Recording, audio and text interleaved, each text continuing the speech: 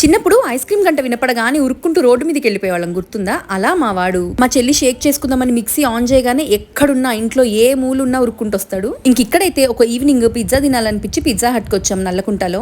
నాకైతే హైదరాబాద్ లో ప్రతి ఒక్క ఏరియాతో ఏదో ఒక మెమరీ ఉంది, మెయిన్ గా మా చుట్టుపక్కల ఉండే ఏరియాస్ లో అయితే. అలా నల్లకుంట, శివం రోడ్, ఈ ప్లేసెస్ అన్ని చూడగానే ఒక్కసారిగా స్కూల్ మెమరీస్ గుర్తొచ్చేస్తాయి మాకు. ఇంతకీ మేమే స్కూల్ అంటే Saint Augustine high school Nallakunta.